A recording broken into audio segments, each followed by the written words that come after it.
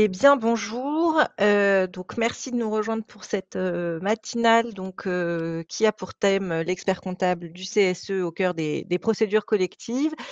Hem, je vais peut-être commencer par me présenter, ça on peut faire, voilà. Donc je suis Élodie Semama Benarous, je suis expert comptable. Je suis, présidente du comité des CSE au niveau heu, du conseil régional de Paris-Île-de-France et donc je vais animer cette matinale avec Julien Sportès qui est expert comptable également. Voilà, et nos 2 invités, de choix, Henri Rabourdin et Patrick Roulette. Effectivement, on a beaucoup de chance, de les avoir aujourd'hui parce qu'effectivement, ils sont parfaitement adaptés au thème. Ils sont au cœur des procédures collectives puisque, Patrick Roulette donc est les 2 pardon, sont juges au tribunal de commerce de Bobigny. Patrick Roulette est un ancien avocat et Henri Rabourdin est expert comptable. Donc c'est vraiment 2 prismes, différents, sachant qu'Henri, effectivement a aussi beaucoup œuvré pour notre profession puisqu'il est, entre autres, à l'origine de la loi de 2015 qui oblige donc les CSE à tenir leur compta. Voilà, on peut dire qu'ils connaissent le sujet, qu'ils connaissent notre monde de l'intérieur. Voilà et on a, souhaité, animer enfin proposer une matinale sur les procédures collectives, parce qu'effectivement, même si on reste très, très positif, on peut quand même constater que le climat est un petit peu sensible, voilà, beaucoup d'entreprises qui avaient tenu le coup, qui étaient en difficulté avant le covid et qui avaient tenu le coup, grâce au PGE, et bien se retrouvent maintenant, ou se sont retrouvés dans des difficultés, assez lourdes, et on assiste, dans nos cabinets respectifs malheureusement à de nombreuses procédures collectives. Je vais vous donner juste quelques chiffres pour que vous vous rendiez compte, heu, au-delà de ce qu'on entend. C'est vrai que, voilà, entre 2022 et 2023, les chiffres ont explosé. On est à plus 36 de procédures collectives. En 2023, on avait 58 000 procédures collectives en France, donc c'est quand même pas rien et 24 s'est avéré pire, puisqu'à fin octobre, on était déjà, à 52 000, donc quasiment le même nombre que sur la totalité de 2023.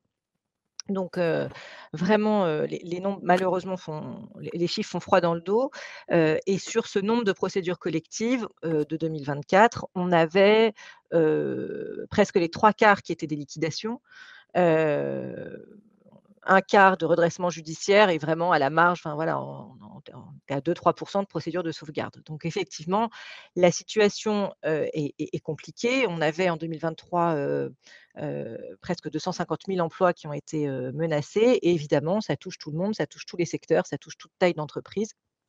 Donc ça nous a paru, intéressant, d'évoquer ce sujet, parce que l'expert comptable du CSE a un rôle à jouer, un rôle important à jouer, dans ces cas-là, puisqu'il assiste ses clients, pendant toutes les étapes et pendant tous les types de procédures collectives. Donc effectivement, on peut intervenir en amont, que ce soit, sous forme de conseil ou pendant les consultations récurrentes, enfin, vous savez que les CSE ont le droit de recourir à tout ce qui est mission légale, les consultations sur la situation économique et financière, la politique sociale, les orientations stratégiques. Donc on assiste nos clients en prévention à ces stades-là.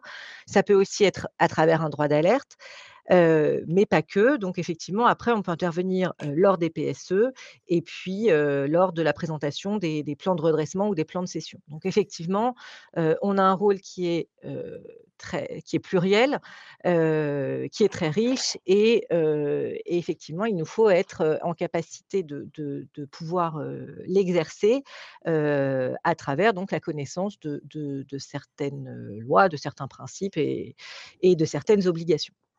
Donc je le disais en intro, on a la chance effectivement d'accueillir, nos 2 juges du tribunal de commerce aujourd'hui, et effectivement, ce webinaire va s'articuler de façon un peu plus originale que ce qu'on fait d'habitude parce qu'on essaye aussi, même si on est expert comptable, qu'on n'est pas des gens très drôles, on essaye de faire des choses qui sortent un peu de l'ordinaire.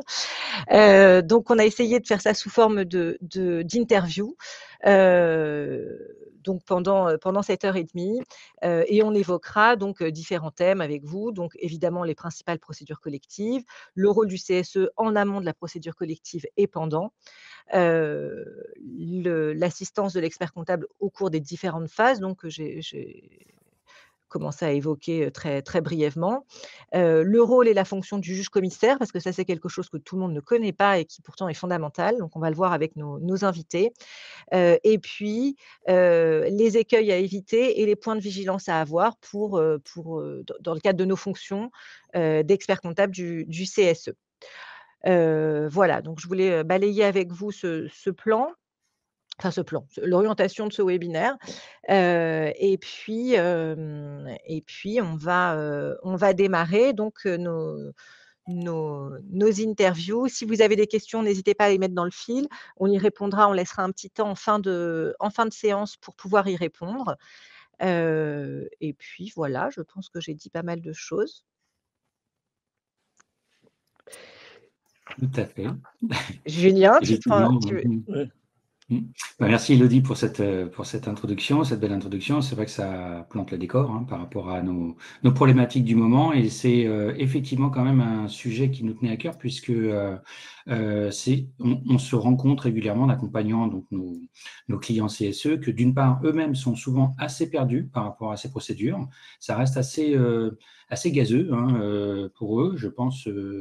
Ils ne savent pas très bien effectivement les délais, la manière dont la procédure se déroule, les différents interlocuteurs, etc. Donc, c'était un peu l'occasion à travers ce webinaire, bon, d'une part, de refaire un point sur ces sujets-là, puis derrière, effectivement, évidemment, pour les confrères, de pouvoir éventuellement être plus à même d'accompagner justement leurs clients CSE dans le cadre de ces procédures. Alors, du coup, c'était un peu l'objet, effectivement, peut-être de cette première question qu'on pourrait poser, donc on souhaitait éventuellement la poser à Patrick, sur peut-être de refaire un petit tour, entre guillemets, assez bref, de l'ensemble des différentes procédures collectives. Qu'est-ce qu'on appelle procédure collective, les objectifs peut-être de ces différentes procédures. Alors très, très rapidement, parce que sinon, effectivement, ça serait très long par rapport à ce webinaire, mais avec effectivement quelques éléments autour de dans quelle situation on saisit le tribunal de commerce, le tribunal des activités économiques, maintenant le nouveau nom dans certaines régions. Quand est-ce qu'il faut saisir le président, les différents rôles des acteurs en présence. Voilà, donc un petit tour, un petit panorama, au moins pour planter un peu le décor du cadre environnement de ces procédures collectives. Merci Julien. Oui, bref, parce que l'idée, c'est de dégrossir le sujet, de donner des réflexes aux uns aux autres, en vous encourageant systématiquement, lorsque vous êtes confronté à une situation de difficulté d'entreprise, de revenir sur les textes, parce qu'ils évoluent, et ce n'est pas au bout d'une heure et demie de webinaire qu'on peut acquérir des éléments. Les experts comptables sont perdus, je vous rassure, les avocats aussi. J'ai passé quelques années à essayer de former les avocats en procédure collective, c'est une catastrophe. Donc on part du principe que beaucoup de gens, on avait dit qu'on essaierait d'être un peu détendu, donc au moins je peux taper sur ma profession sans que personne ne m'en veuille. Non, c'est une réalité, parce que nous n'y sommes confrontés que de façon exceptionnelle pour la plupart des experts comptables et des avocats, et j'allais dire heureusement. Alors, je n'aime pas trop le terme de procédure collective, je préfère employer le terme de traitement des difficultés d'entreprise. Parce que dedans, il y a des procédures individuelles et des procédures collectives. Procédure collective, c'est quand on gère l'intégralité des dettes de la société, donc des créanciers. Et à l'inverse, il peut y avoir des procédures beaucoup plus ciblées. On va dire avant et après l'ouverture d'une procédure. Il y a d'abord toute la phase, on va dire, prévention, qui peut être la prévention menée par le tribunal, on en parlera, le mandat ad hoc, la conciliation, tout ça, ça se passe en dehors du cercle d'intervention du CSE, sauf droit d'alerte. Parce qu'en fait, c'est le dirigeant de l'entreprise qui essaye de mettre en œuvre des procédures confidentielles pour gérer ces difficultés. La conciliation va concerner un nombre restreint de créanciers, donc ce n'est pas totalement une procédure collective. Et quand on parle de procédure collective, ce sont sauvegarde, redressement et là, le plus souvent, liquidation. Parce que Elodie donnait des chiffres, mais 90% des dossiers de redressement judiciaire finissent en liquidation. Donc on est grosso modo en procédure collective sur 10% des sociétés qui s'en sortent.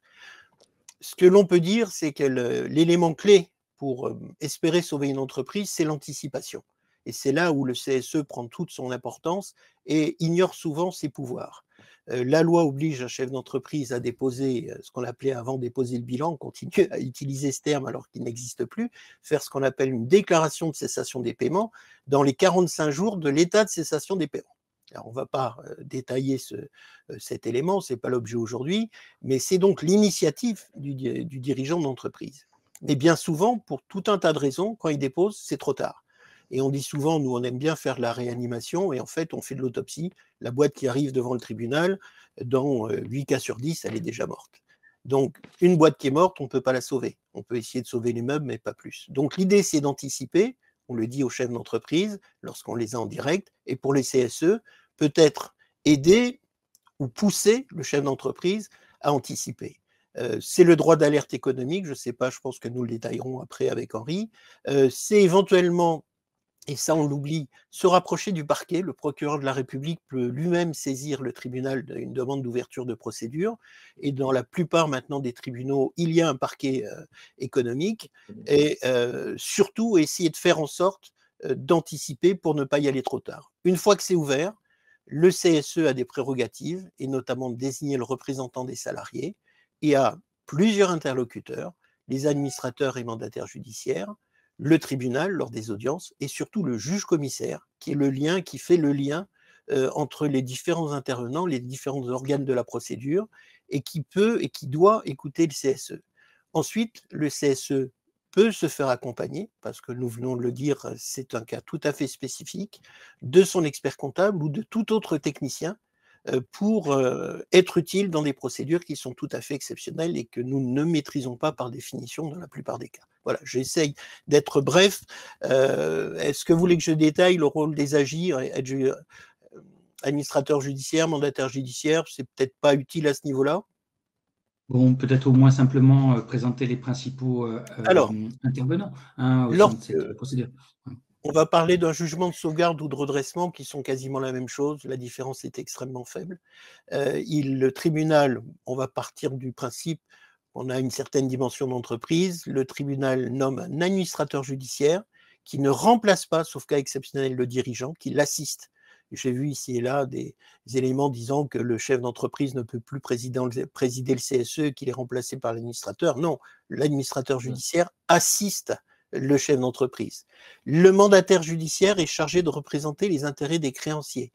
Et dans les créanciers, il y a les salariés. Il a donc cette mission spécifique, c'est notamment lui qui gère les avances AGS. Vous savez, lorsqu'il y a des salaires en retard, c'est lui qui va gérer ça. Il va être également en première ligne dans toute la gestion des créances. Il y a le juge-commissaire, qui donc est désigné par le tribunal pour suivre spécifiquement la procédure, qui va par exemple autoriser les licenciements économiques, qui va intervenir pour toutes les décisions et qui donnera son avis avant chaque audience. Et ensuite, il y a le commissaire-priseur, vous avez différents intervenants. Mais l'essentiel, c'est l'administrateur judiciaire, le mandataire judiciaire et le juge-commissaire. En cas de liquidation judiciaire, l'administrateur disparaît, il ne reste plus que le mandataire et le juge-commissaire. Ok, c'est... Alors juste pour précision, peut-être simplement, parce que Élodie peut-être l'évoquait dans l'introduction, il y a bien un support qui sera transmis en fin de webinaire, à l'issue du webinaire, qui reprend un certain nombre d'éléments qui ont été évoqués au cours de cette interview. Donc voilà, donc tous ces rappels sur les différents intervenants notamment seront effectivement repris dans le cadre du support qui sera transmis à l'issue du webinaire. Simplement pour préciser. Tu as raison, j'ai oublié. Ok. Alors, vous voulez rajouter quelque chose, Patrick? Non, je faisais le lien éventuellement puisque Henri n'est toujours pas intervenu. Et j'y vais, je vais lui poser une question. Pour une fois qu'un avocat coopère avec un expert comptable, c'est extraordinaire, non? Non. Pour une fois qu'un avocat est juge commissaire, c'est aussi extraordinaire. Alors, Henri, effectivement, en fonction de la procédure collective qui est engagée, que peut faire le CSE en lien avec son expert comptable et à quel moment? Donc, déjà, il y a la procédure d'alerte qui permet déjà d'avertir le CSE qu'il y a peut-être des risques qui vont arriver et qu'il va falloir se préparer. Donc, dans cette période-là qui est hantée les procédures collectives, c'est très important que l'expert du CSE ait déjà alerté, même au niveau des missions annuelles, de la situation qui s'aggrave ou qui se détériore de l'entreprise. Ce que je dirais, c'est que et ça peut faire l'objet de rapports, de manière à ce que les élus interrogent la direction en réunion plénière sur la situation économique. Et là, la mission légale, la première, celle qu'on connaissait, est très importante parce que c'est là où on a les chiffres, c'est là où l'expert a été voir l'entreprise, a fait son audit et qui peut commencer à alerter la première chose, et là je pense que c'est fondamental, la première chose que le CSE doit faire, c'est de se trouver un avocat. Pourquoi? Parce que c'est deux missions complètement différentes et que l'intervenant entre le CSE et le tribunal de commerce, ça ne peut être que l'avocat. L'expert comptable, il pourra accompagner, mais ce sera l'avocat qui portera la parole du CSE auprès des juges. C'est très important parce que c'est quelque chose qui peut perturber un peu les experts comptables parce qu'ils ont accompagné leurs clients. Mais là, nous ne sommes que des techniciens. On n'est pas des juristes. Pour moi, en tous les cas. Hein. Et d'avoir un bon avocat et qui connaisse bien les procédures au niveau du tribunal de commerce et qui comprend aussi les CSE, parce que c'est aussi un autre sujet, c'est la première chose à faire. Après, l'expert comptable va faire son rapport, va alerter, va être dans toutes les réunions du CSE qui vont traiter ce sujet. Et il a plusieurs pouvoirs, comme on a dit. Entre autres, il peut demander à ce que l'administrateur judiciaire vienne faire une présentation de sa situation au CSE. C'est très important, je pense, que le CSE... Dans ce cas-là, l'administrateur, avec la direction, bien sûr, dans ces réunions, seront là toutes les trois parties, l'administrateur va expliquer sa mission. Je pense que c'est important pour que les élus aient une autre voix que celle de leur expert comptable qui leur explique, ou même de l'avocat, et va surtout, c'est très important, parce que ça va lui permettre de mesurer la situation telle qu'elle est ressentie par les salariés.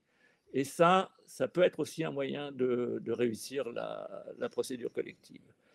Et puis, on a parlé beaucoup du juge-commissaire. Le juge-commissaire, c'est vraiment la personne qui va contrôler. Il ne peut pas participer au vote du tribunal. Il est toujours présent sur la droite ou sur la gauche, ça dépend, souvent sur la droite quand on rentre dans la salle. Le procureur est en face. Dans les réunions, il y a dans toutes les audiences, il y a le tribunal, c'est-à-dire trois juges, le juge-commissaire, bon, bien sûr, et le procureur de l'autre côté, et puis l'huissier d'audience qui note tout ce qui se passe. Tous les autres organes de la procédure, c'est-à-dire les administrateurs et les avocats des parties, sont dans la salle, ne sont présents que, et il peut y avoir, et il faut d'ailleurs, que les élus du CSE soient présents. D'où l'importance des réunions préalables pour bien expliquer ce qu'on va leur demander au niveau du tribunal. On va leur demander leur avis, et d'expérience, pour avoir fait les deux côtés, c'est très impressionnant pour les élus de se retrouver au tribunal face à leurs dirigeants, accompagnés toujours de leurs avocats, je dis leur avec un S, de leurs avocats, eux souvent tout seuls. C'est ça qui est le plus dramatique en fait. C'est que l'expert comptable ne peut pas être présent, sauf acceptation du tribunal, mais c'est assez rare. Et souvent, ils n'ont pas d'avocat. Et donc, c'est très difficile pour eux à des moments clés quand on va les interroger. Oui. Mais préalablement, il y a tout un travail avec le juge-commissaire. Le juge-commissaire, c'est effectivement, comme l'a dit Patrick, c'est celui qui va tout gérer. Il va tout signer, il est sans arrêt occupé. Quand vous êtes juge au tribunal de commerce en procédure collective et que vous êtes juge-commissaire, quand vous prenez l'affaire, vous l'avez quand c'est une affaire importante, vous l'avez pour 2 ou 3 ans. Moi, je suis toujours juge-commissaire sur 2 dossiers très importants. Je dois signer des ordonnances. C'est moi qui autorise les licenciements. C'est moi qui, du moins le juge-commissaire, je parle, qui autorise les licenciements. C'est moi qui signe. Là, quand il y a eu des transactions, il y a des réunions d'audience avec la personne qui a négocié son départ, les mandataires, un avocat éventuellement, et le juge. C'est le juge-commissaire qui va tout signer. Donc, c'est très important que les élus aient un rendez-vous avec le juge-commissaire. Et alors là, la particularité, c'est que ça ne se passe pas dans l'entreprise. Autant l'administrateur va venir au CSE, autant qu'au tribunal, ça se passe dans une salle. D'ailleurs, le juge-commissaire n'est pas forcément obligé d'être en robe et il peut entendre les parties et les avocats. Moi, j'ai fait plusieurs fois cette expérience. C'est fondamental. C'est-à-dire qu'on a demandé à avoir le juge-commissaire. Le juge-commissaire doit accepter en général et on parle. Ça a deux conséquences. La première conséquence, c'est que le juge-commissaire va comprendre ce qui se passe dans l'entreprise avec une autre voix que celle du dirigeant. Parce que souvent, il n'y a que la voix du dirigeant qui porte, parce qu'il n'y a pas d'élus ou de gens qui sont capables de leur expliquer. Donc, c'est vraiment le contre-pouvoir. Donc, la première chose, c'est que ça permet au juge-commissaire d'avoir déjà une vision de l'entreprise et de ce qui s'est passé, autre que celle du dirigeant et des avocats du dirigeant. Et surtout, ça va dédramatiser, entre guillemets, la situation. Parce que, et quand je l'ai fait, c'était vraiment, j'avais des élus très remontés contre la situation, puisque c'était assez lourd. En ayant été au tribunal dans une salle neutre, dans la salle à Bobigny, c'est la bibliothèque, en ayant eu les élus qui étaient là, le juge-commissaire, les mandataires et l'administrateur, ils ont pu expliquer ce qui allait se passer et ça a calmé la situation conflictuelle qu'il y avait au sein de l'entreprise. Donc je pense que le rôle là de l'expert comptable du CSE, il est très important de faire le lien. Et il ne faut pas avoir peur. Il ne faut pas avoir peur du juge-commissaire. Le juge-commissaire, il est là pour comprendre et surtout, ça le protège entre guillemets puisqu'il va comprendre ce qu'il va signer, il va comprendre ce qu'il va... Parce que sinon, vous êtes vraiment un juge-commissaire tout seul, il a que ce qu'on lui donne. Donc c'est très important pour moi que les experts comptables de CSE apprennent à voir le juge-commissaire et incite que ça se passe. Mais également demande préalablement la présence de l'administrateur au sein de l'entreprise, dans une réunion de CSE. Voilà ce que je peux commencer à dire. D'accord. Peut-être Patrick, vous voulez rajouter quelque chose? Henri a évoqué un point fondamental, c'est l'assistance d'un avocat. Alors, je ne prêche pas pour ma paroisse, puisque maintenant je suis avocat honoraire, mais il faut savoir que le tribunal de commerce obéit à des rythmes qui sont tout à fait spécifiques. La procédure au tribunal de commerce, d'abord, ce sont des juges bénévoles, nous sommes bénévoles dans ces fonctions, et en fin de compte, en réalité, les éléments du dossier sont transmis aux juges qui vont siéger une semaine avant l'audience. Dans la plupart du temps, et notamment les avocats qui ne font pas de procédure collective, réagissent en temps réel en disant ça va se régler à l'audience. Ils viennent à l'audience pour plaider, etc. C'est une hérésie, c'est quelque chose d'absolument pas efficace. Les éléments sont transmis au tribunal une semaine auparavant. Donc la connaissance du rythme d'une procédure collective détermine l'efficacité de notre intervention. Et tout se passe sur la base de rapports qui sont communiqués aux 3 juges qui composent le tribunal, au parquet, au CSE. Tous ces éléments-là, ils doivent être débattus, travaillés avant de rentrer dans la salle d'audience. Quand j'étais avocat, j'avais tendance à dire qu'en procédure collective, lorsqu'on rentre dans la salle, normalement, on doit déjà savoir quel va être le résultat, parce que ça a été travaillé en amont. Donc, si on n'est pas assisté de quelqu'un qui connaît les spécificités de ce fonctionnement et qui gère dans les mêmes conditions de temps, on n'est pas à armes égales. On aura en théorie les mêmes éléments qui seront communiqués, mais on ne pourra pas les exploiter. Donc le premier réflexe de l'expert comptable, qui est le premier interlocuteur du CSE, comme il est le premier interlocuteur de l'entreprise, c'est de se dire sur ce coup-là, on a besoin non pas d'un avocat, Henri a employé le bon terme, mais d'un bon avocat. Un bon avocat, c'est d'abord un avocat qui connaît les procédures collectives. Et ce rythme-là, cette capacité à savoir quand intervenir, à quel moment, et surtout comment on demande à être entendu par le juge-commissaire, c'est fondamental. Sinon, on fait de la figuration, autant même que l'on soit avocat ou expert comptable, autant être remplacé par un pot de fleurs, ça servira à la même chose. Donc on est là pour être efficace. L'efficacité implique de connaître et d'intégrer les spécificités de cette procédure, et ça, c'est pas enseigné ni en fac, ni ailleurs, c'est la pratique, c'est fondamental, sinon on ne sert pas à grand-chose. Et je rajouterais que si les experts comptables ont fait un rapport, quand il va y avoir la décision du choix du repreneur, par exemple, si l'expert comptable n'a pas fait son travail en amont de comparer les offres et de dire au CSE, ça serait plutôt celle-là qu'une autre, quand ils vont se retrouver, tous les 2 ou 3 personnes, les élus désignés, accompagnés ou pas, ben, ils ne sauront pas choisir, ils ne pourront pas donner leur avis. Et donc, c'est vraiment le travail là de l'expert comptable pour analyser les offres sur le plan économique et de l'avocat pour aider à faire passer la voix du CSE qui dit « nous, on préférerait cette affaire-là qu'une autre ». Parce que c'est très compliqué pour les élus. Il ne faut pas imaginer que c'est… Vous savez, quand c'est un dirigeant qui… Comment Ils n'ont pas les outils, les élus, ils ne savent pas. Non, non. Et puis, ils n'ont pas C'est comme le l'antériorité. patron, hein, ils sont au même niveau que leur patron. Le patron, le dirigeant de l'entreprise, il est démuni face à ça. C'est pour ça qu'il a des avocats. Ouais. Quand vous êtes vous jugez, c'est les avocats qui parlent. Le patron, on l'interroge, le responsable, on l'interroge, on lui pose 1 ou 2 questions. Mais c'est les avocats qui parlent. Si en face, sur l'autre côté du tribunal, les 2 ou 3 élus qu'on voit régulièrement, pas les mêmes, mais les 3 ou 4 représentants de l'entreprise qui sont là et qui n'ont pas été accompagnés par un expert comptable ni un avocat, ben, ils sont perdus, mais vraiment perdus. Et ça fait, c'est dommage parce que la boîte aurait pu être changée. L'expert comptable aurait pu déterminer que le repreneur est un voyou, par exemple, parce que ça arrive. Tout ça, c'est très important, en fait. Et donc, c'est pour ça que le binôme expert comptable avocat dans cette mission-là est pour moi la clé de la réussite.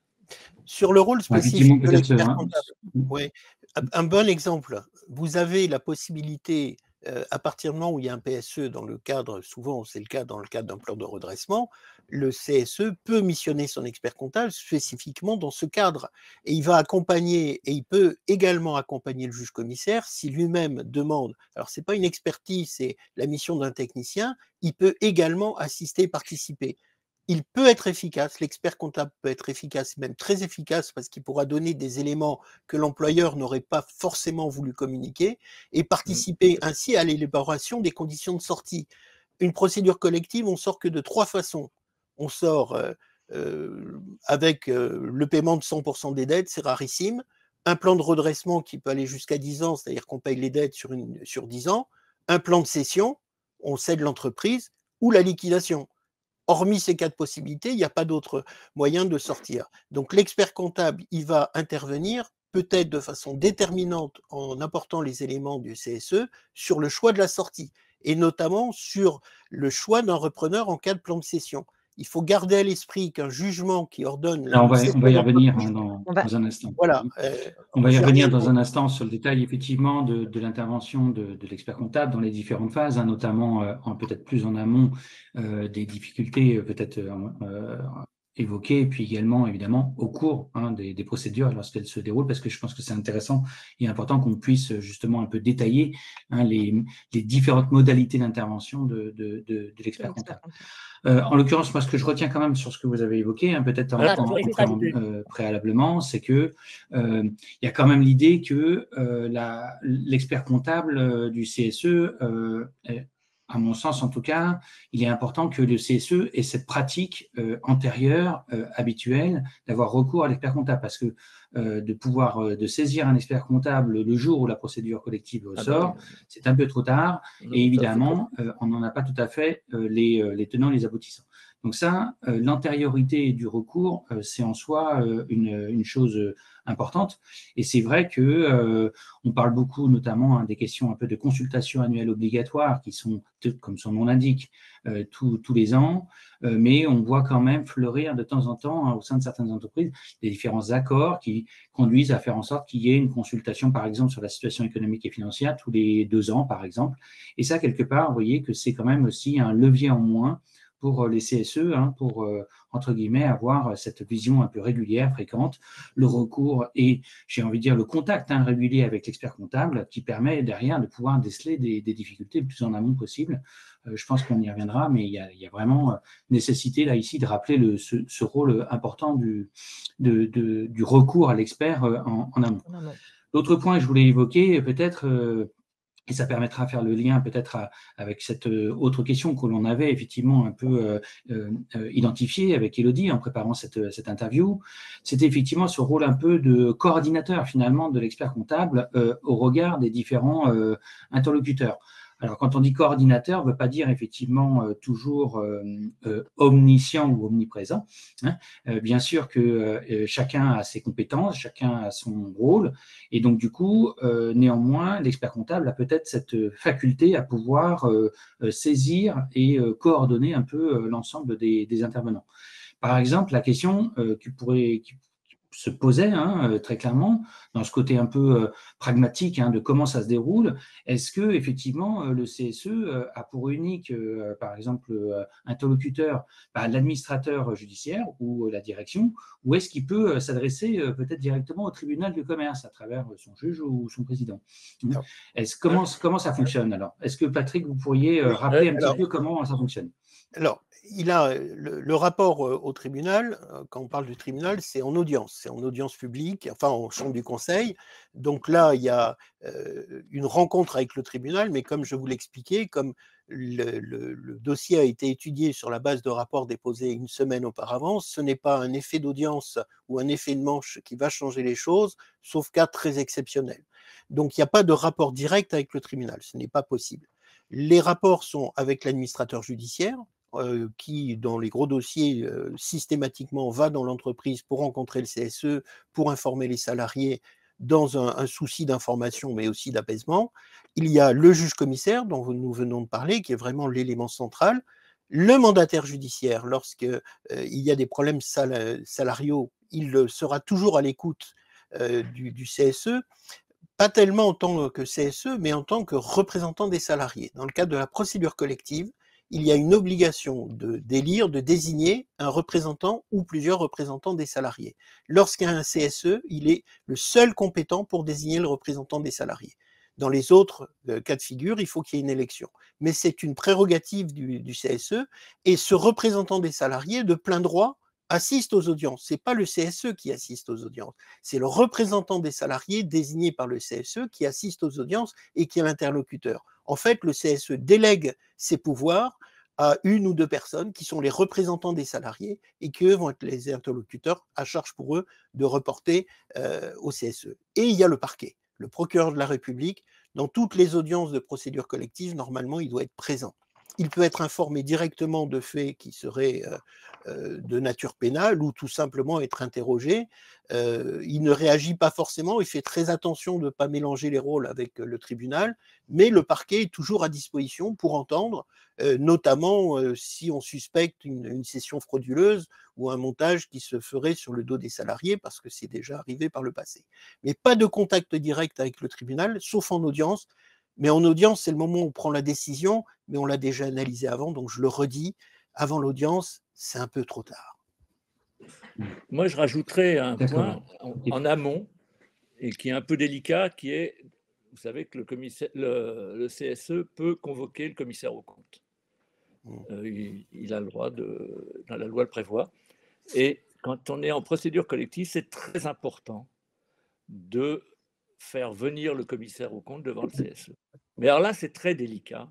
Et le CSE des particularités du commissaire aux comptes. Parce que, et la solution, c'est que tout ça soit fait hors procès-verbal. C'est fondamental. Ça permet de libérer la parole du commissaire aux comptes et de bien expliquer d'abord au CSE quelles sont les responsabilités du commissaire aux comptes, et après de bien poser des bonnes questions et de les préparer en amont. Et avec le commissaire aux comptes qui est convoqué, qui est, je peux vous dire, au même titre que les élus quand ils sont devant le tribunal, qui a très peur, qui est vraiment inquiet de ce qui va se passer. Donc il faut bien que l'expert comptable du CSE ait bien prévenu les élus comment ça va se passer, mais également avec le commissaire aux comptes faire l'intermédiaire. Parce que là, c'est très important également pour le commissaire aux comptes, parce qu'il va voir par rapport à sa responsabilité personnelle qu'il y a peut-être eu des problèmes qu'il n'a pas vus, il y a peut-être eu des... Et donc, c'est une source d'information très importante. Moi, j'invite les commissaires aux comptes, quand ils sont convoqués, à aller devant le CSE.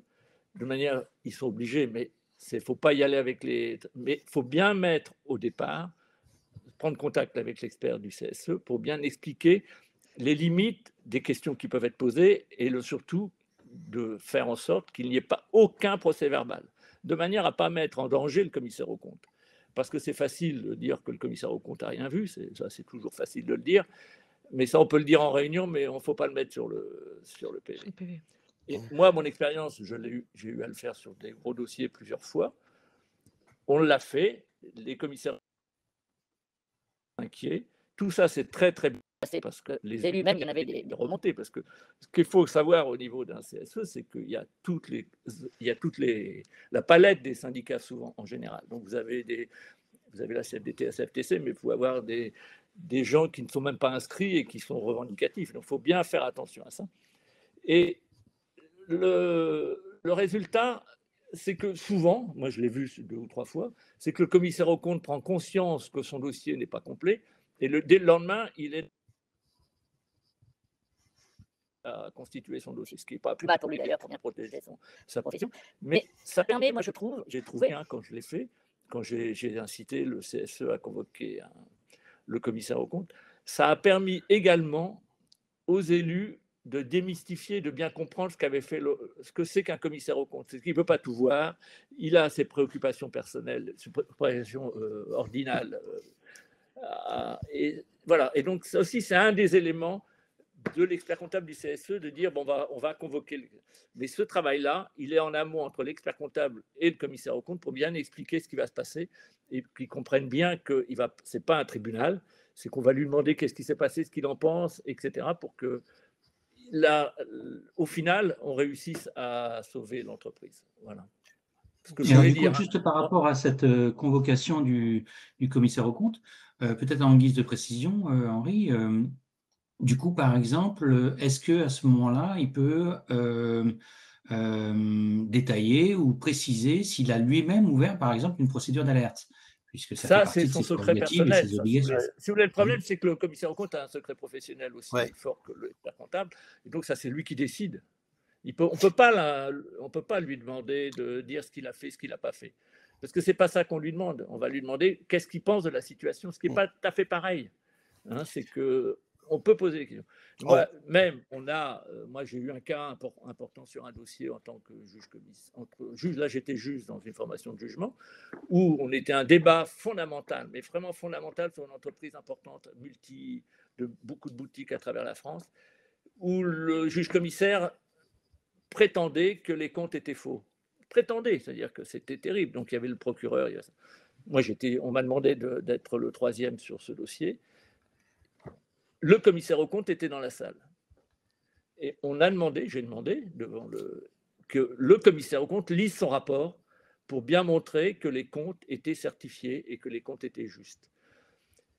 Ça a changé complètement la procédure, puisque la boîte a été sauvée parce que le juge-commissaire avait outrepassé ses droits. Et donc, le procureur a considéré avec le tribunal que c'était viable, et d'ailleurs, l'entreprise est toujours viable. Donc, c'est pour ça que ce travail-là qui est avec le commissaire aux comptes, il ne faut pas qu'il ait... C'est très important. Et même si on lui demande de venir au tribunal pour s'expliquer, il est probable, comme je l'ai fait, qu'on fasse lire son rapport. Et il a juste lu son rapport, comme quoi il certifiait les comptes. Mais quand vous l'avez devant le tribunal, debout, face au juge-commissaire dans le cas d'espèce, expliquant juste et sans faire certifiable et que la situation telle qu'il l'a vue est viable, sa parole a emporté le dossier. Donc, vous voyez, c'est vraiment, on est dans pas un jeu, mais une série d'équipes et de professionnels qui vont permettre peut-être de sauver la boîte. Et le fait de le convoquer... Les élus qui étaient là n'étaient pas accompagnés. Ils auraient été accompagnés, ça aurait été encore mieux, puisque l'expert comptable aurait pu faire un rapport en disant que les comptes... Vous voyez, c'est aussi un contre-pouvoir, c'est aussi quelque chose d'important pour le tribunal. Parce que le tribunal, les 3 juges, eux, ils voient juste au niveau des audiences. Donc, il n'y a que le juge-commissaire qui sait bien ce qui se passe. Mais si le juge-commissaire est défaillant, il faut qu'on puisse... Vous voyez, c'est pour ça que je dis qu'il faut que tous les acteurs comptables, parce que nous, on est sur la compta, soient présents ou sollicités dans les procédures collectives. Mais sur la question de l'alerte, le fait de convoquer le commissaire aux comptes peut éventuellement entraîner une procédure d'alerte de sa part. C'est ce qu'on disait sur le fait d'anticiper, ça peut pousser. Je voulais revenir sur le rôle du CSE pendant la procédure. Il y a un rôle fondamental, c'est lorsqu'il y a un plan de cession. Le plan de cession, dans beaucoup de cas, peut mettre en concurrence plusieurs repreneurs. le CSE est interrogé sur les différentes propositions et doit rendre un avis qui est public, qui est lu, qui est expliqué lors de l'audience. Il est fondamental de bien travailler cette partie-là, pour une raison toute simple. La décision qui va désigner le cessionnaire, celui qui va bénéficier du plan de cession, n'est pas susceptible d'appel pour ceux qui ont été refusés. C'est-à-dire que celui qui gagne, et éventuellement le parquet, peut faire appel de la décision. Celui qui n'a pas été retenu, il y a eu quelques affaires récentes où il y avait des choix fondamentaux qui se posaient, celui qui n'a pas été retenu ne peut pas faire appel de la décision. Donc, on a souvent cette vision d'un double degré de juridiction. En matière de plan de cession, ce n'est pas possible. Donc, si le CSE, dans une démarche de méfiance vis-à-vis du tribunal, ne fait pas le boulot jusqu'au bout, ne respecte pas les règles, ne se met pas dans le rythme propre au tribunal, on risque tout simplement de passer à côté d'une solution qui aurait pu être parfaitement viable et meilleure que celle qui a été retenue par le tribunal, parce que le tribunal statue sur la base des éléments qui lui sont transmis dans les délais prévus. Donc c'est vraiment un point important de participer, d'anticiper, parce qu'il n'y a pas de deuxième tour sur cette partie plan de cession qui est déterminante, sachant que normalement c'est d'abord l'emploi des salariés qui est pris en compte. Maintenant, la vision du tribunal peut être plus globale et c'est vraiment le rôle de l'expert comptable à ce moment-là, il est déterminant pour le CSE, pour faire entendre la voix du CSE. Alors, Patrick, merci de cette transition, parce que pour le coup, ma question est tout à fait en lien. Et effectivement, vous avez évoqué l'importance du commissaire aux comptes de la société, et Henri donnait dans son exemple, dans le cadre qu'il mentionnait, il disait effectivement le CSE était seul, il n'était pas accompagné de son expert. Voilà, donc effectivement, on est tous d'accord que l'expert comptable du CSE a un rôle clé, un rôle fondamental. Mais justement, donc Henri, est-ce qu'on peut, maintenant un peu plus détailler ce rôle-là? Comment, l'expert comptable peut accompagner son client? Que ce soit, on l'a dit, effectivement, en amont des difficultés, on ne va pas attendre, enfin voilà, on va déjà parler de l'amont, avec, les différentes situations, enfin que ce soit lors des consultations, CEF, ORS, ou pendant les procédures. Donc là, effectivement, vous pouvez nous donner heu, enfin nous expliquer, et peut-être même avec des exemples, voilà l'ensemble, de l'étendue, du rôle de l'expert comptable du CSE pour pouvoir être le plus, accompagner au mieux son client? Ben, ce qu'on disait un peu tout à l'heure, c'est que l'expert du CSE, bon, je parle de l'hypothèse où il y a un expert comptable depuis plusieurs années qui a fait les comptes et qui connaît bien l'entreprise et qui connaît bien surtout les élus. Parce que, comme je disais tout à l'heure, les élus, il y a toute la palette de ce que vous pouvez imaginer. Vous avez des représentants de toutes les organisations syndicales en général. Il y a des majoritaires, mais il y a et puis, dans un CSE, la parole est libre.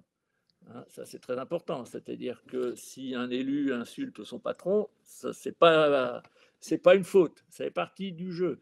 Donc, il faut bien comprendre que souvent, ces mêmes élus sont soit les subordonnés du patron ou même des collègues. C'est un jeu de rôle. Hein. Et donc, vous avez, quand vous êtes en CSE, des fois des sorties qui, quand vous êtes un peu extérieur, vous ne comprenez pas ce qui se passe. Parce que ça permet de régler des comptes.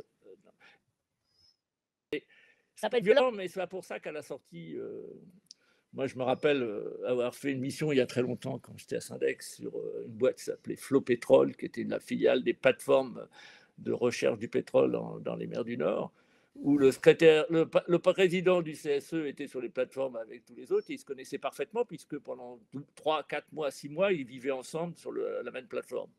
Et tout le monde se tutoyait, donc si vous voulez, quand vous êtes là, tout le monde se tutoyait, tout le monde faisait des remarques désobligeantes. Ils étaient amis de fait, mais chacun avait son rôle. Il y avait le rôle du patron, il y avait le rôle du syndicaliste. Donc il ne faut pas non plus, c'est pour ça que c'est aussi un travail qui mérite d'être anticipé et de bien connaître le fonctionnement de cette organisation qui est le CSE, où les gens ont la parole libre, mais en même temps, ils peuvent aussi c'est très déstabilisant, hein, quand on n'a pas l'habitude, peuvent se déstabiliser entre eux, C'est-à-dire, c'est pas que le patron, ça peut être la CGT contre la CFDT, l'extrême droite contre l'extrême. Tout pourrait tout avoir. Donc, c'est faut pas. Et donc, nous, les experts comptables, on est là aussi pour pacifier, bon, des fois écouter, et puis dire qu'ils vont peut-être un peu trop loin. Mais quand il y a une opération, quand on est dans une situation de difficulté majeure, il y a ça peut être difficile pour le président du CSE, qui est toujours l'employeur, hein, bien sûr, et qui a le secrétaire qui a aussi une parole importante. Mais notre rôle à nous, ça va être déjà de faire le rapport, hein, de bien comprendre, de le présenter devant le CSE. C'est très important également. Pour les experts comptables qui interviennent, c'est important qu'ils interviennent avec leurs équipes pour aussi former leurs hommes et leurs femmes à voir ce qui se passe, parce qu'on ne peut pas lancer comme ça un jeune collaborateur devant un CSE, parce que ça peut être très déstabilisant pour une personne qui n'est pas habituée. Et de bien expliquer, de dire, ben voilà, ce serait pas mal que le commissaire aux comptes vienne, essayez, voyez, et tout. Et puis, voilà les résultats de notre étude. Voilà, c'est ça, en fait, le travail de l'expert. C'est son rapport, mais aussi cet accompagnement. Et quand la mission est récurrente depuis plusieurs années, il y a une vraie confiance entre les élus. Hein. Et nous, on a eu un cas où le commissaire aux comptes n'a pas voulu venir, parce qu'il avait soi-disant démissionné avant. Il avait renommé.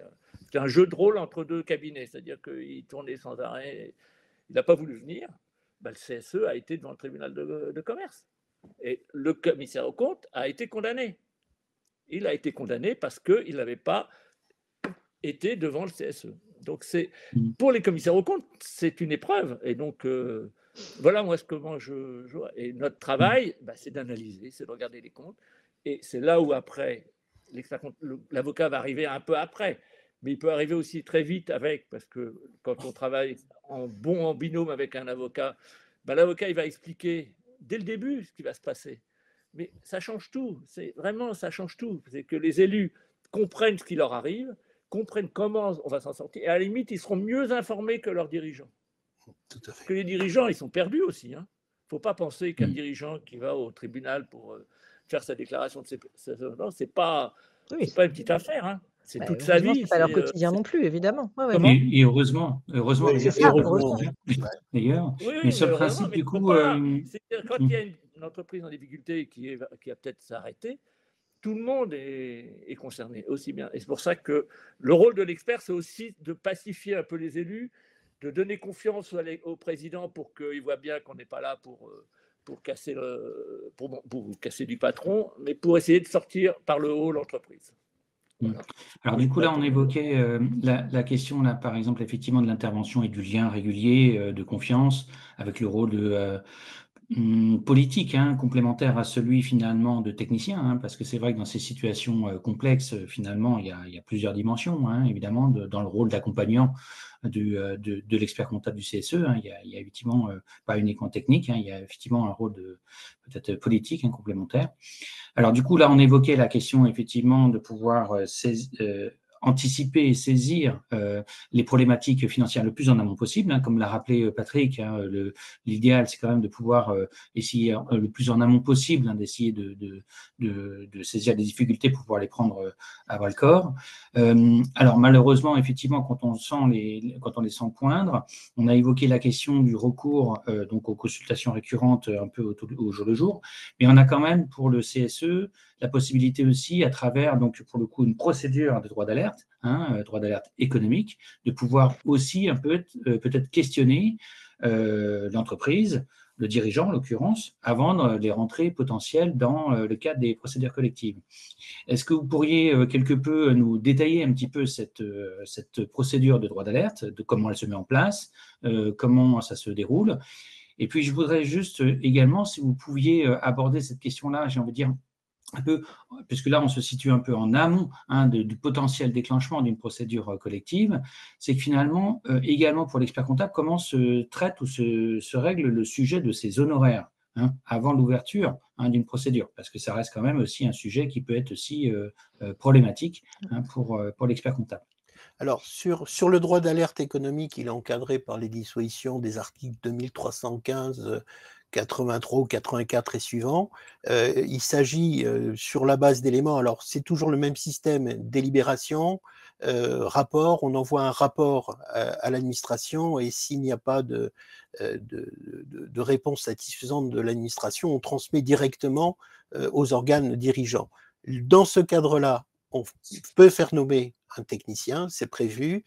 On est dans le cadre, je l'avais vérifié avant notre webinaire, ce n'est pas a priori une prise à 100% des honoraires par l'employeur, on est plutôt dans le cadre des missions ponctuelles, c'est-à-dire 80% employeur, 20% CSE.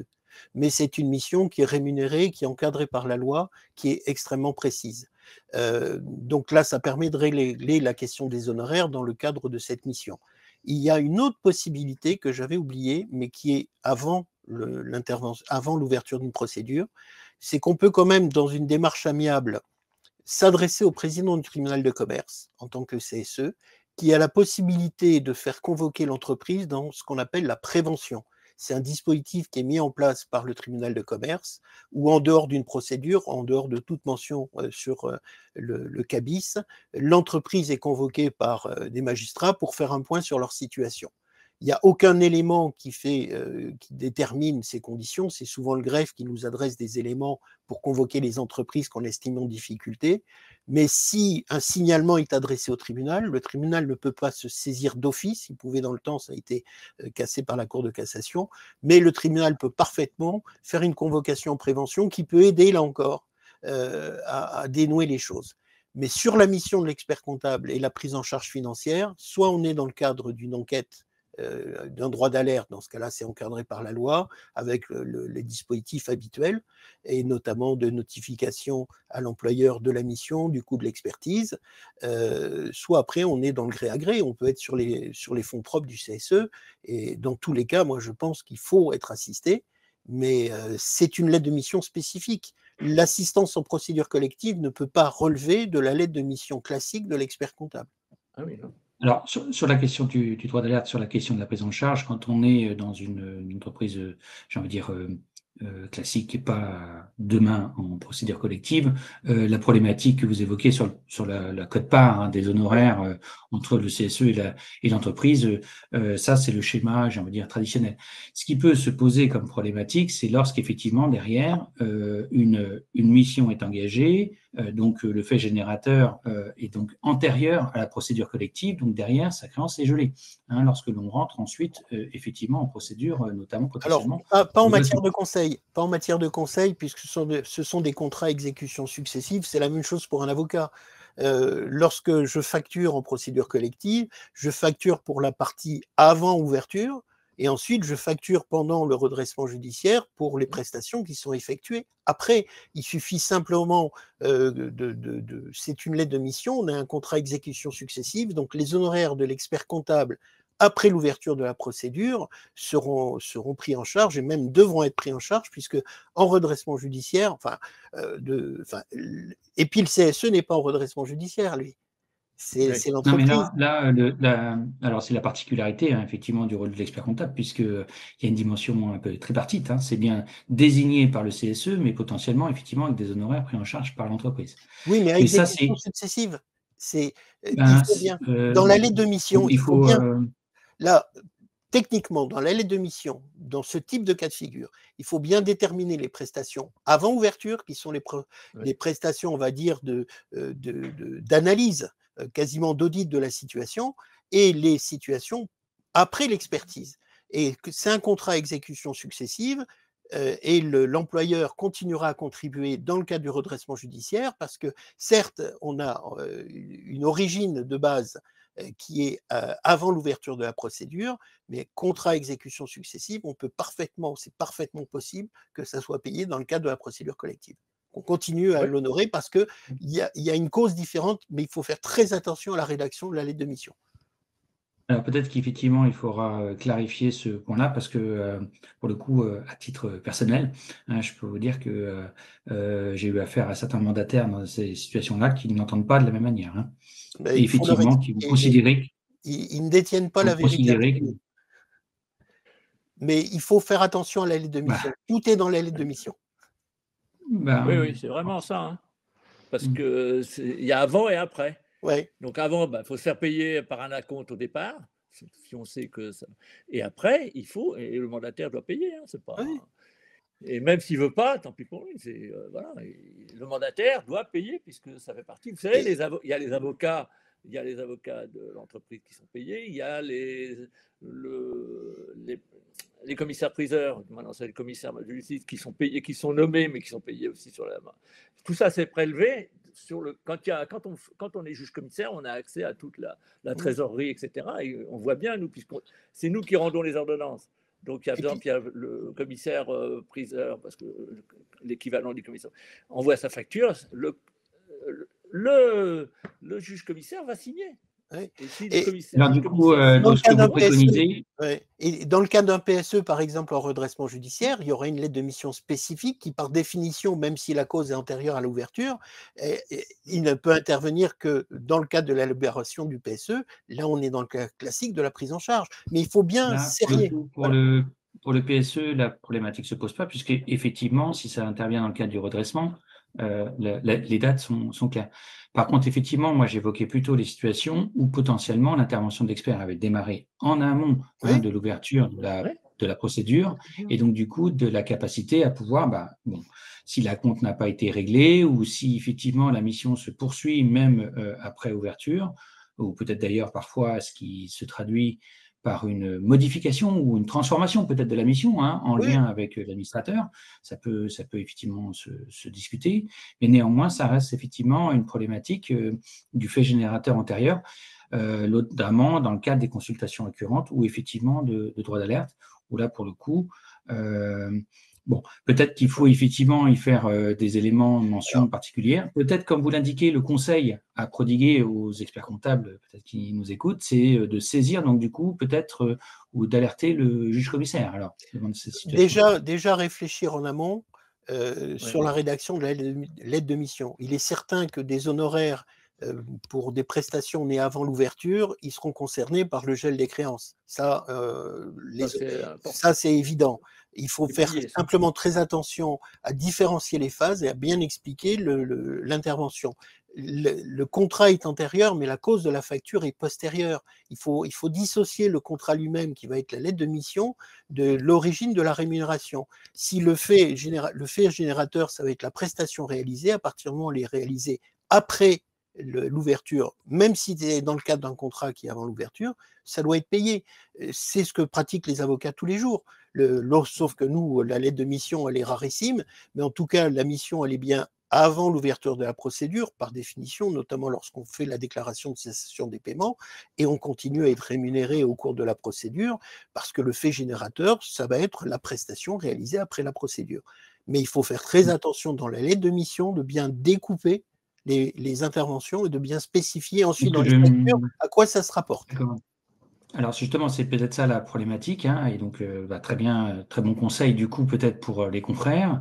Effectivement, dans le cadre d'une procédure donc de droit d'alerte, on va dire peut-être plutôt, effectivement d'identification de difficultés économiques, parce que finalement, quand la procédure de droit d'alerte démarre, l'expert comptable n'a pas nécessairement connaissance de l'état effectivement particulièrement critique parfois de la situation, et donc du coup à quelle date la direction ira saisir le tribunal de commerce. Il l'a peut-être même déjà saisi. Ou peut-être l'a-t-il déjà saisi sans qu'il le soit au courant. J'ai envie de dire, s'il l'a déjà saisi, dans ce cas-là, le fait générateur, c'est postérieur. Donc ça, c'est pas très grave. Mais sur le principe, du coup, si c'est en amont qu'il n'a pas connaissance, effectivement, peut-être qu'une rédaction de prudence dans toute lettre de mission de droit d'alerte, effectivement, viendrait peut-être à évoquer l'idée que si cette procédure devait se poursuivre après ouverture d'une procédure collective, dans ce cas-là, effectivement, les honoraires seraient dus malgré tout. Je pense que c'est des éléments qui sont aujourd'hui, à mon sens, peu pratiqués. Non. Il faut phaser l'intervention et bien phaser ce qui est avant l'ouverture, après l'ouverture. Des honoraires pour des prestations réalisées avant l'ouverture, quelle que soit la rédaction du contrat, c'est d'ordre public, ça sera gelé, ça fait partie du passif. Voilà. Il faut être attentif, et là, il faut être en temps réel, ça va très vite en matière de procédure collective. Donc, alors, du coup, qu'est-ce que vous conseillez aux confrères, lorsqu'ils sont saisis ou lorsque le CSE souhaite qu'ils puissent intervenir dans le cadre d'un droit d'alerte, Alors, il faut sachant que donc, du identifier. coup, Ouais, attendez, je finis ma ouais. question. Du coup, c'est finalement à quel moment, qu'est-ce qu'il doit préciser dans sa lettre de mission, et est-ce qu'il prend le risque, donc du coup, si l'entreprise ensuite bascule en procédure collective, de ne pas avoir effectivement ses honoraires dans cette phase amont réglés, puisque ça sera une créance gelée. Alors là, c'est un petit peu délicat. Moi, je peux vous dire que dans mon expérience professionnelle, face à toute situation d'entreprise en difficulté, le principe, c'est de se faire payer d'avance pour les prestations Oui. avant ouverture. Parce qu'on ne maîtrise pas le temps. Donc, on est là dans un cadre qui peut être dans un cadre à forfait. On sait qu'on a un délai pour la rédaction du rapport qui est de 2 mois maximum. Donc là, après, ça appartient à chacun d'identifier le risque. Mais le principe de base que moi j'appliquais, mais en tant qu'avocat, pas en tant qu'expert comptable, on a des règles un peu plus souples. Le principe de base, c'est payer d'avance. Parce qu'on ne peut pas, il y a tellement d'éléments qu'on ne maîtrise pas, et notamment le facteur temps, qu'après, ben, c'est un risque que l'on prend, sachant que pour les prestations postérieures, on pourra toujours gérer, mais les prestations antérieures, voilà, la seule solution, c'est d'anticiper, y compris dans le règlement. OK. Merci. Je vais revenir effectivement avec une question pour Patrick. Ben, on a parlé de l'amont, on a parlé, enfin voilà, des différentes phases. Maintenant, quand on est, on va dire quasiment en bout de course, comment, le juge du tribunal de commerce peut prendre en compte, les rapports et les préconisations de l'expert comptable du CSE? Est-ce qu'il peut les prendre en compte et comment il peut le faire? Heu, voilà. Alors, on revient encore une fois sur les différents intervenants. Le juge commissaire, lui, il vit tout au long de la procédure. Donc, à tout moment, on lui transmet des éléments. Il peut lui-même nommer un technicien, par exemple, s'il a des doutes sur des flux financiers avec des filiales ou avec une holding, il peut se faire assister d'un technicien. Et dans ce cadre-là, le CSE, par l'intermédiaire du représentant des salariés, est informé, participe, communique, comme dans toute procédure, on va dire, d'expertise, même si ce n'est pas le terme. Ensuite, lorsqu'il y a une sortie qui est recherchée, elle va être grosso modo sur 2 axes. Soit le plan de redressement par poursuite d'activité, c'est-à-dire qu'on paye les dettes sur un délai de 10 ans selon des modalités à déterminer, soit on va sur un plan de cession. Sur un plan de poursuite d'activité, ce que va rechercher le tribunal, c'est de savoir si c'est viable. C'est-à-dire qu'une entreprise qui a perdu de l'argent pendant des années, est-ce qu'elle va recommencer à en gagner pour payer ses dettes plus assurer le courant? Donc la préoccupation du tribunal, c'est de voir le sérieux, sachant que pendant toute cette procédure, on ne fonctionne pas en comptabilité d'engagement, on est en recette-dépenses et on travaille sur le prévisionnel, qu'il soit d'exploitation ou de trésorerie. La règle du jeu, on est vraiment sur une compta prévisionnelle, ce qui n'est pas toujours habituel pour les experts comptables. Et là encore, c'est un changement de mentalité. Donc, on va essayer de se projeter dans l'avenir pour un plan de redressement. Et l'avis du CSE, ça va être, je dirais, presque plus un avis moral ou politique sur est-ce qu'on croit ou non dans le redressement de l'entreprise avec ce qui a été proposé. C'est grosso modo là où on va avoir un intérêt en tant que CSE. En revanche, sur un plan de cession, le tribunal va d'abord se préoccuper du sort des salariés. C'est normalement dans la loi le premier élément à prendre en compte, mais il va regarder la validité de l'offre, parce que si on fait un plan de cession au profit d'une entreprise qui elle-même va plonger dans les 2 années qui suivent, c'est juste repousser la difficulté. Donc c'est là où le CSE peut avoir une vision peut-être plus réelle de l'environnement économique, et les avis qui vont être donnés, qu'il faut absolument appuyer sur des chiffres et pas simplement sur des considérations, je dirais, syndicales ou politiques, peut influer sur la décision, en tout cas, sera nécessairement indiqué et transmis au tribunal par le biais soit du rapport des administrateurs qui vont les intégrer, qui vont intégrer ces éléments-là, soit le rapport du juge commissaire. Mais administrateurs et mandataires judiciaires, lorsqu'il y a un plan de cession, rendent chacun un rapport, comme avant chaque audience, et ils vont intégrer les éléments qui ont été transmis par le CSE. Mais il faut l'argumenter. Il ne faut pas simplement dire le repreneur est un pourri, ça ne marche pas, ce n'est pas du droit. En revanche, aller soi-même à la pêche aux infos, par exemple, on aurait pris par, il y a une proposition de reprise par un groupe, on sait que ce groupe a pour habitude de dire je reprends 100% des salariés, mais 2 ans après, il en a viré la moitié par des moyens détournés. Ça sont des infos que le tribunal n'aura peut-être pas, que le CSE, au travers normalement des organisations syndicales, pourra faire remonter et qui pourra faire pencher la balance. C'est-à-dire que la proposition qui au départ était alléchante, c'est-à-dire reprise de 100% des salariés, en réalité se révèle un leurre parce que le gars derrière a des méthodes de voyous pour virer les gens. C'est là où on a un rôle, mais qui doit être forcément, d'une part, nourri par la technique, c'est la base de tout, et d'autre part, nourri par l'expérience. Et c'est la chance que l'on a au travers des CSE, c'est de pouvoir s'appuyer sur des organisations syndicales qui pourront remonter des informations qu'on n'aura pas dans la seule sphère économique.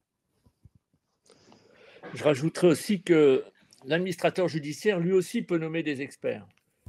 Donc, et ce sera le juge commissaire qui signera l'ordonnance de nomination. Et dans ce cas-là, il donne une lettre de mission. Il propose 2 ou 3 experts, 2 en général, et avec une lettre de mission très, très, très formalisée.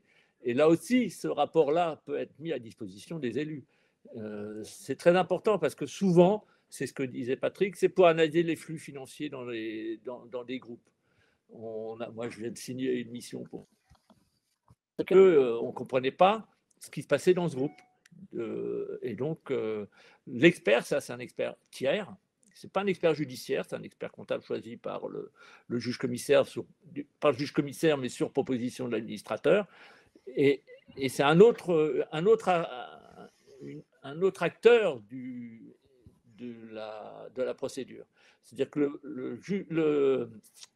l'administrateur judiciaire un peu perdu peut lui aussi nommer des experts, comptables ou d'autres, pour bien comprendre la situation économique de l'entreprise. Et vraiment, ce qui est fondamental, c'est de s'appuyer sur la technique. C'est là où toutes les compétences des experts comptables sont nécessaires et indispensables.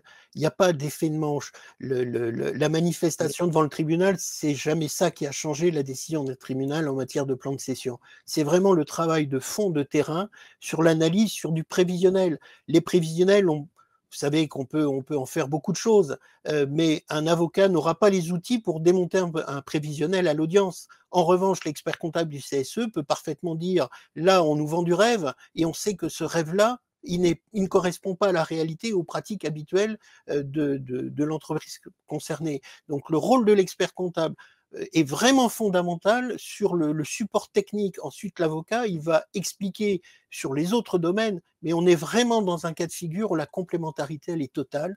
Mais hors l'expertise de l'expert comptable, le CSE ne pourra jamais faire entendre sa parole. Jamais.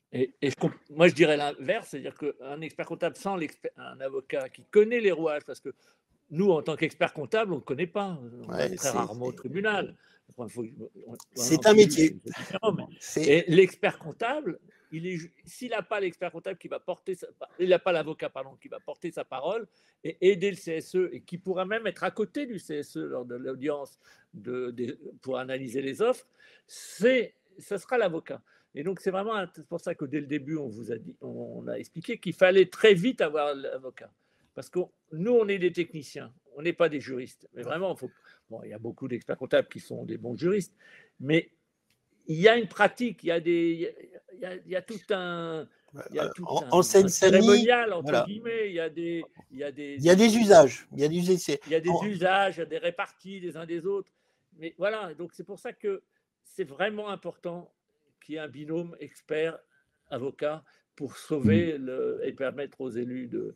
Et je voulais dire, mais il ne faut pas sous-estimer non plus les élus. Moi, j'ai une anecdote, c'est au début de ma carrière. J'étais expert je représentais Syndex à l'époque, sur un très gros dossier et dont le directeur du personnel était le pape des cercles de qualité. Je me rappelle, je ne sais pas si vous avez connu cet aspect-là. Et c'était des gens du Nord, de Dunkerque. C'était que des ouvriers au sein du CSE. La direction amène un dossier pour expliquer ce qu'il allait faire. Et en face de nous, on était des experts, on n'a même pas eu le temps de parler. Un élu qui était vraiment un OS dit il y a une erreur à tel endroit qu'on venait de lui mettre sur place, sur table. Il y a une erreur à tel endroit. Ils ont mis une demi-journée à lever de séance, une demi-journée après, on a recommencé là. C'est-à-dire qu'il ne faut pas non plus sous-estimer les élus du CSE. Parce que dans les élus, même s'ils n'ont pas fait des études, il y en a beaucoup qui ont le sens des chiffres. Et donc, c'est aussi très important de bien, et c'est pour ça que quand on connaît bien son CSE, c'est beaucoup plus facile d'aider à... Voilà. Donc, il faut également que les experts comptables de CSE gardent leur... Non, non, mais pas mais toujours quand il y a évidemment, des oui, changements on de est d'accord. majorité. Plus ils Comment? sont accompagnés en amont, plus ils sont habitués effectivement à lire nos rapports, sur les situations économiques et financières, plus ils sont, sensibilisés aux chiffres et plus ils sont, Oui, mais là, c'était même efficaces. pas le rapport de l'expert, c'était le rapport de la direction qui était mauvais. Mmh. C'est ça Non, que je veux non, dire, hein. j'entends, mais je veux dire, ils sont davantage sensibilisés quand ils sont habitués, Oui, bien sûr. régulièrement. Oui, C'est sûr c'était que vraiment quand une c'est one mission shot, qu'on suivait depuis des années, effectivement. ouais, c'est ça. Sur le choix de l'avocat, nous avons mis en place en Seine-Saint-Denis, avec le barreau de Seine-Saint-Denis, une formation spécifique à destination d'avocats qu'on a formés. J'étais en charge de cet élément, spécifiquement aux procédures collectives. Et il peut y avoir une coopération d'ordre à ordre à ce niveau-là si vous avez besoin de références. Mais en tout cas, le choix a été fait de former spécifiquement, comme vous formez spécifiquement pour les CSE. Et ça, c'est l'ordre qu'il a mis en place. On a mis ça en place pendant de nombreuses années. Ça fonctionne même après mon départ. Des avocats qui soient outillés sur la connaissance spécifique, et c'est indispensable. Et je pense que ça doit exister pratiquement partout en France, en tout cas en Île-de-France. À Paris, c'est sûr que non. Mais sur les barreaux périphériques, il doit y avoir des ressources à disposition. Et ce que je Effectivement, voulais dire aussi, c'est que par exemple, au tribunal de commerce de Bobigny, on a plusieurs experts comptables qui sont juges. Et c'est aussi des compléments dans les formations de jugement. C'est-à-dire qu'on a on a des compétences que d'autres juges n'ont pas, et ce qui fait que c'est une vraie complémentarité dans les formations de jugement. Donc, s'il y a des candidats qui veulent aller dans les tribunaux de commerce, ils sont en général, s'ils sont... Effectivement, c'est une complémentarité, en tout cas, des compétences qui est effectivement indispensable, hein, puisqu'on voit qu'on est un petit peu à cheval entre effectivement le droit et l'économie, hein. Donc, c'est intéressant effectivement de croiser les pratiques pour pouvoir trouver peut-être les meilleures solutions pour l'entreprise et les salariés évidemment concernés. Alors justement, peut-être, puisqu'il nous reste encore quelques instants là, juste, est-ce qu'il serait possible d'évoquer finalement, une fois que le juge a rendu sa décision, hein, et l'audience est tenue, et le juge rend sa décision. Le tribunal. Le tribunal. Donc, est-ce que, quel est le rôle du CSE ensuite, avec son expert comptable, après cette décision? Tout dépend de la lui reste à faire? décision. On a abordé les conditions de sortie d'une procédure collective. Si c'est un plan de redressement par poursuite d'activité, le CSE reprend son activité tout à fait normalement. L'entreprise continue, la personnalité morale reste la même, il n'y a pas de changement. Il y a eu un incident économique, mais il n'y a aucun changement pour le CSE qui continue dans les mêmes conditions. Si c'est un plan de cession, le plan de cession emporte transfert des contrats de travail dans la limite fixée par le plan, c'est-à-dire ça peut être 100%, 50%, 80%. Donc après, le plan de cession implique le transfert des actifs de l'entreprise et des salariés à une nouvelle structure, et donc va y avoir disparition du CSE originel et qui va se fondre, qui va se retrouver entre guillemets dans le CSE de la société repreneuse. S'il y a liquidation, c'est la mort de l'entreprise, donc c'est la mort du CSE, c'est sa disparition. Il y aura éventuellement un accompagnement dans le cadre du PSE, mais il n'est pas prévu, c'est le mandataire liquidateur. Le mandataire judiciaire devient mandataire liquidateur qui procède au licenciement. Et les seuls cas où on retrouve l'importance du CSE, c'est quand il y a une contestation du PSE, et comme la contestation, le résultat intervient souvent de nombreuses années après, on se retrouve acteur à ce moment-là si le PSE a été annulé, mais on est dans un cas de figure un peu particulier. Et je dirais qu'il n'est pas certain que le contact entre le CSE et l'expert comptable se soit poursuivi, parce qu'il peut s'être écoulé 1 an, 2 ans, 3 ans entre la saisine de la juridiction et la décision d'annulation du CSE. Donc, en clair, c'est soit on poursuit, soit on disparaît parce qu'on est absorbé par la nouvelle structure, soit on disparaît totalement. Ok. Merci beaucoup. On va terminer avec une question d'ordre général, effectivement, pour les confrères qui sont présents. Henri, hem, qu'est-ce qu'on pourrait donner comme conseil, sur les écueils à éviter ou sur les points de vigilance, que devraient suivre les experts comptables du CSE?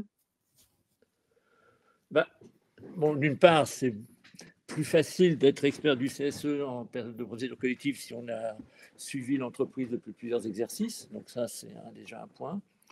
Le deuxième point, c'est ce que j'ai dit au début, c'est de s'assurer qu'ils ont désigné un avocat pour la procédure collective. Donc on a bien expliqué que c'est des métiers différents et que dans une procédure collective, l'expert comptable est un technicien et le politique, ce sera plutôt l'avocat, entre guillemets, la politique au sens de défendre les arguments des experts comptables et du CSE face au tribunal. Donc il faut également bien travailler avec l'avocat, c'est-à-dire qu'il y ait une bonne entente entre les deux, entre l'avocat et l'expert comptable du CSE. Ne pas sous-estimer les élus, c'est-à-dire que les élus, ils connaissent l'entreprise, ils savent ce qui s'est passé, et donc de bien les entendre, et puis les rassurer dans la mesure du possible, c'est-à-dire que si l'affaire est pliée, ça va être très triste. Et puis, ne pas hésiter à voir le juge commissaire. Et le juge commissaire, c'est pour moi, c'est quelque chose que j'ignorais, c'est vraiment, je suis désolé, mais c'est que depuis que je suis au tribunal que je connais et que j'ai exercé cette fonction de juge commissaire, que j'ai vu l'importance, parce que j'avais des cas comme ça dans mon expérience. J'ai toujours été voir l'administrateur judiciaire, j'ai jamais été voir le juge commissaire. Et c'est une erreur de jeunesse, entre guillemets, mais c'est le juge commissaire qui est l'ordonnateur de la procédure. Et ça, de fait, aujourd'hui, je m'aperçois que c'est ça que j'aurais dû faire. C'est-à-dire qu'on aurait peut-être pu sauver ou mieux accompagner les CSE que j'ai eu en charge sur cette difficulté si j'avais su le poids d'un juge commissaire.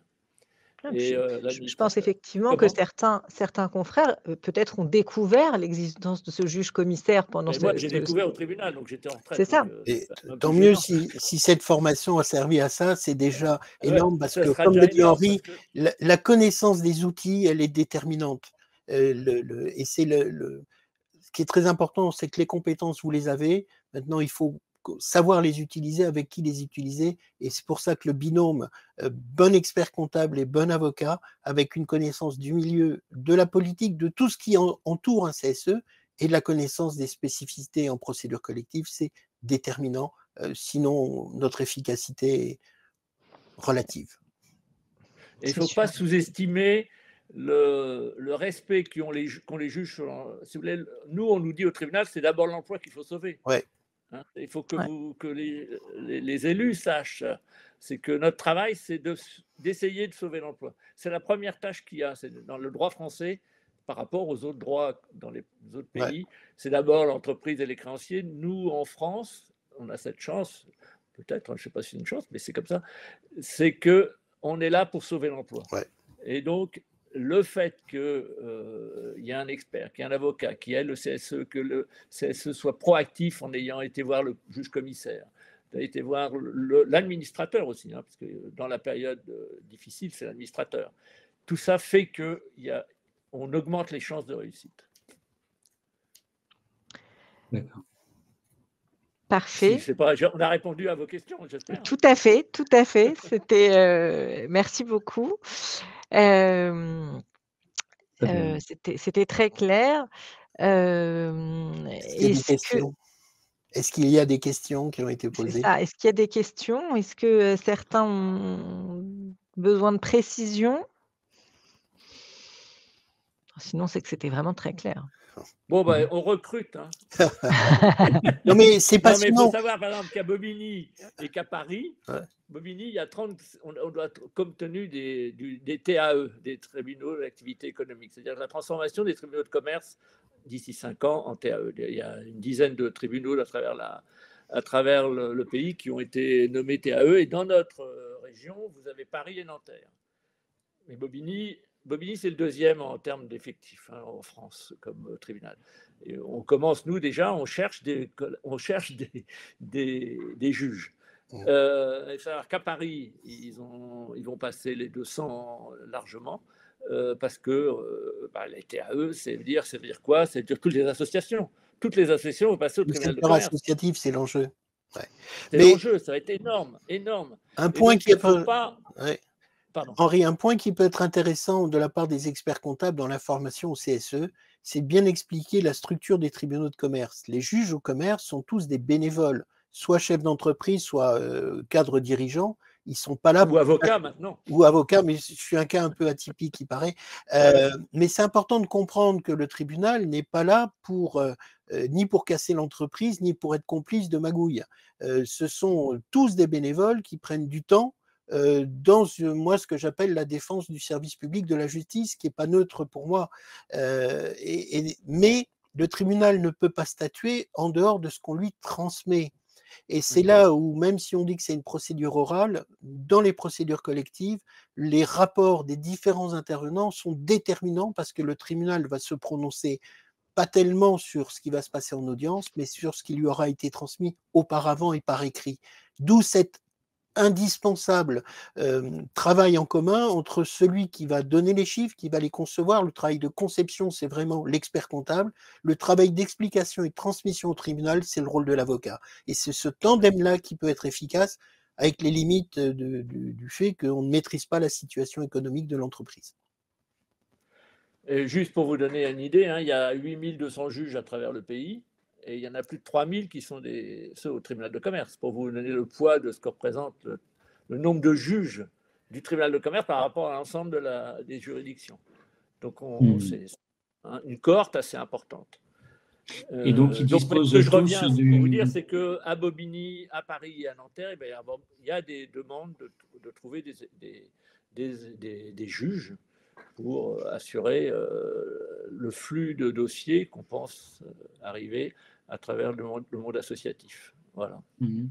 Effectivement, sur un flux, que ce soit le monde associatif ou effectivement même des entreprises, puisque comme l'a rappelé Élodie en guise d'introduction, ça reste effectivement une période très, très tendue et très, très compliquée, avec une multiplication de procédures collectives. Mais du coup, est-ce que le fait d'avoir peut-être ce besoin de juges, est-ce qu'aujourd'hui ça influe sur le temps et donc potentiellement la qualité de l'analyse du juge, le fait de peut-être d'être effectivement peut-être sous-effectif au regard des besoins? On n'est pas en sous-effectif. Non. La justice commerciale est 10 fois plus rapide que la justice civile. Moi, en tant qu'avocat, je faisais 90% de mon activité en procédure collective. J'en avais au tribunal judiciaire pour notamment pour des avocats. J'assistais aussi, je représentais l'ordre dans les procédures concernant des avocats, des associations. Le temps, normalement le temps est le même puisque la loi prévoit 2 périodes d'observation de 6 mois. Mais la réactivité du tribunal judiciaire est très faible.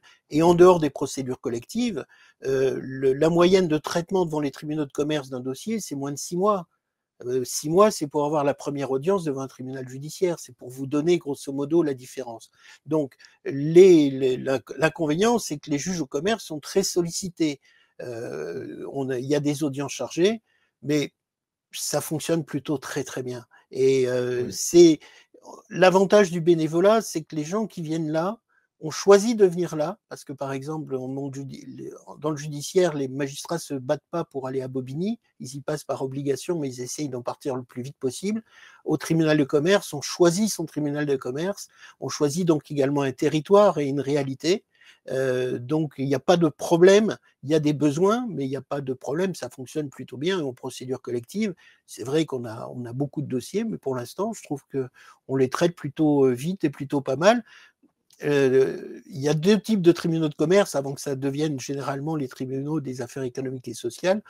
C'est le tribunal de commerce spécialisé qui est seul habilité à traiter les gros dossiers. Bobigny est le numéro 1 en France en dossier TCS. C'est-à-dire c'est Bobigny qui traite statistiquement le plus de dossiers de TCS de France devant Paris. On est derrière Paris pour le reste des dossiers, mais en TCS, parce qu'on a les compétences sur les 3 aéroports, on est quand même de fait aujourd'hui en nombre de dossiers TS les numéro 1. Donc c'est dire l'importance de cette juridiction. Et voilà, mais oui, il faut faire des appels à candidature, c'est du boulot, mais c'est passionnant. Mais sachez qu'on est très diligent, c'est-à-dire quand vous êtes juge-commissaire, par exemple, on vous appelle n'importe quand. C'est-à-dire qu'il faut savoir que le jour, on doit signer, moi, la semaine dernière, j'ai été signer les conventions convention salariale pour 2 personnes qui avaient été licenciées. Donc, on m'a dit, tiens, il faut le signer pour demain. Et donc, ça veut dire que c'est très prenant. Mais d'autres choses, c'est collégial. Toutes les décisions sont prises à 3. C'est-à-dire qu'il y a toujours une personne qui traite un dossier, mais vous avez 2 autres qui, quand jugement, vous dites pourquoi tu as écrit ça, pourquoi ça. Il y en a un qui regarde le dossier, qui ne connaissait pas, qui regarde le dossier et qui vous dit mais là, attention, tu t'es trompé, etc. Donc c'est vraiment collégial, c'est-à-dire que ce n'est pas des décisions prises par une personne physique seule. C'est vraiment une collégialité. Au début, quand j'ai démarré, c'est assez compliqué parce que vous êtes patron, en fait, toujours. Puis là, on vous dit non, mais là, ça ne va pas. Voilà. Il faut bien comprendre que c'est un travail. Il y a un juge qui va instruire l'affaire. Pour nos CSE, je vais plagier un pape, mais j'ai envie de dire, n'ayez pas peur. Et l'expert comptable doit dire au CSE, n'ayez pas peur. Le tribunal de commerce, on a une expression en procédure collective, c'est on se place sous la protection du tribunal. C'est une réalité. Et le CSE, il doit être attentif au fait que le tribunal cherchera tous les moyens pour sauver l'entreprise, mais pas n'importe quel moyen. Et là où on peut être performant, c'est pour éviter les reprises de voyous. Nous avons aujourd'hui des restructurations dans certains domaines comme la santé, comme l'aide aux personnes, où il y a des groupes qui sont des groupes de prédateurs, y compris dans l'économie sociale et solidaire, et on peut avoir, nous, un rôle, de par la connaissance qu'on a au travers de nos élus, de qui est réellement le repreneur derrière le masque. C'est là où vraiment, mais il faut se dire que le tribunal, dans son principe, le tribunal de commerce, n'est pas là pour tuer la boîte, elle est là pour la sauver, à condition qu'elle soit sauvable. Et on peut avoir, nous, en tant que support, connaissance de la réalité de l'entreprise et grâce aux éléments fournis par le CSE, éclairer le tribunal et l'aider à prendre la bonne décision. Très bien. Bon, merci en tout cas pour tous ces éclairages qui effectivement nous ont donné effectivement une autre lecture effectivement du fonctionnement du tribunal et donc du coup comment l'expert comptable demain peut-être être plus efficace et pertinent pour accompagner le CSE dans ces moments compliqués de tension anxiogène. Qui reste effectivement très difficile à appréhender. Et donc, du coup, le fait de pouvoir démystifier peut-être certains rôles, certains acteurs, et de pouvoir mieux saisir en tout cas leur place et leur fonction, ça nous, je pense, aidera demain à être plus efficace. Voilà. Écoutez, en tout cas, merci à tous les deux pour cette interview, cette richesse. Oui, c'était bien. Au début, vous avez parfaitement illustré l'intérêt du tandem avocat-expert comptable. C'est pas mal, hein. Très bien. Donc, merci beaucoup. Et puis, je pense que le temps nous est imparti. Oui, on nous demande de conclure. Voilà, donc à nouveau encore merci pour votre présence et vos apports et puis donc du coup effectivement un support sera adressé donc aux personnes qui ont participé au webinaire, qui reprendra un certain nombre d'éléments, peut-être pas tout, puisque c'est le charme aussi du webinaire avec effectivement les interventions orales qui donnent lieu à rebondissement et précision. Donc il y a quelques éléments malgré tout que vous retrouvez par écrit dans le document. Et puis quoi qu'il arrive, continuez à nous suivre sur nos différentes matinales, sur les différents sujets.